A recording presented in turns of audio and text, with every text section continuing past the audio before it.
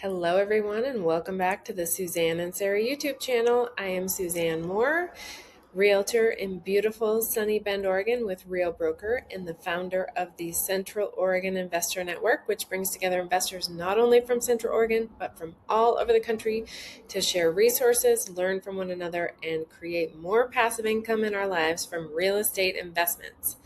Today, we are talking about what happened in the Bend market in June 2026, and then we will wrap up with a review of what happened in the first half of the year in the Bend real estate market.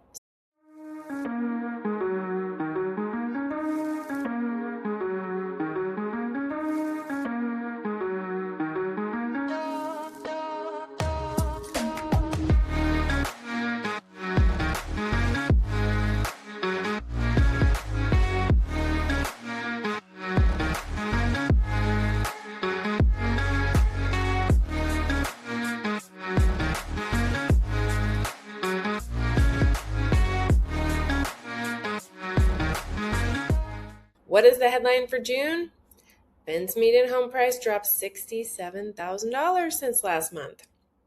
So if that's all you looked at, you would probably think that the market is cooling off, but that is not what we're seeing. The real story is that 201 homes sold in June, and that is up 28% from last month, from May, and it's up 44% from last year.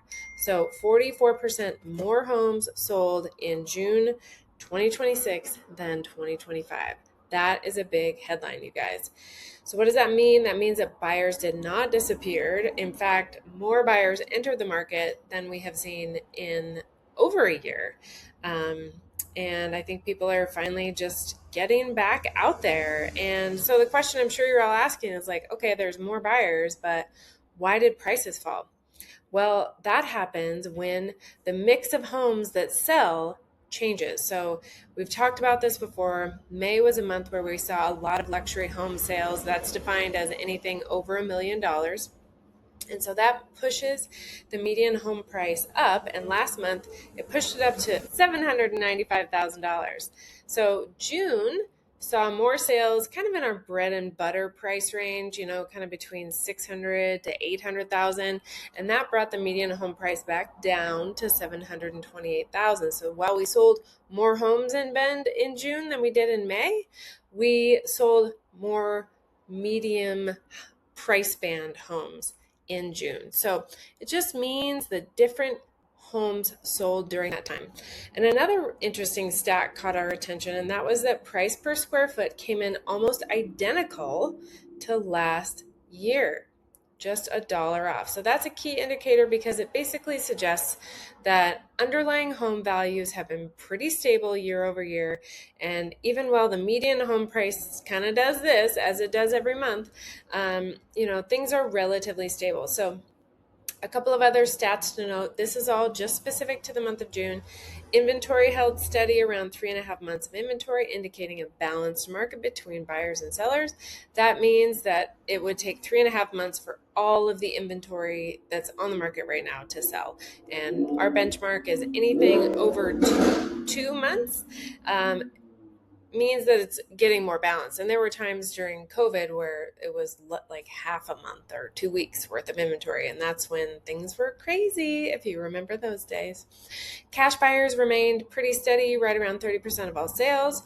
Homes sold in a median of 18 days. So that's still faster than last year where it took 24 days. So that's basically almost like 3.5 weeks it took last year.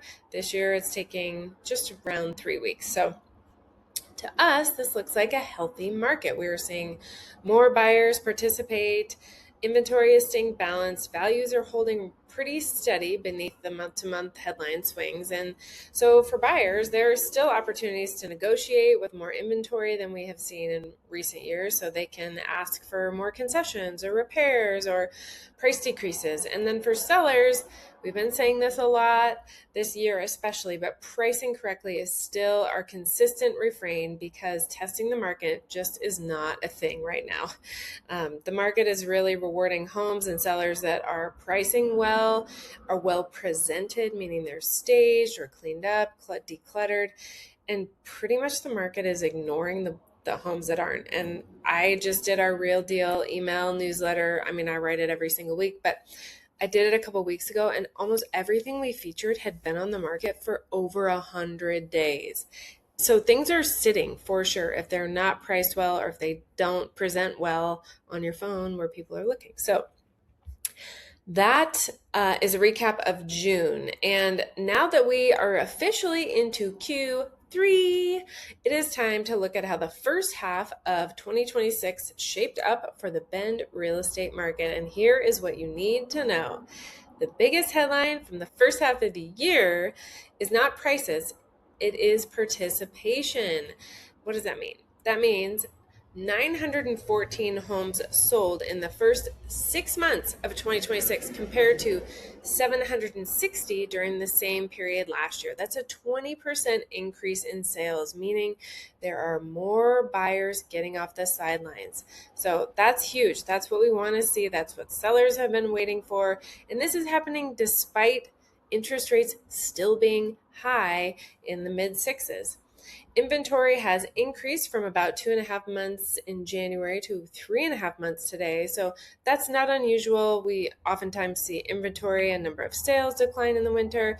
And it does depend on the heat of the market and what's happening, how much inventory we see going into summer. We do have a good amount of inventory for June. So that gives buyers more choices without creating oversupply that typically pushes prices down.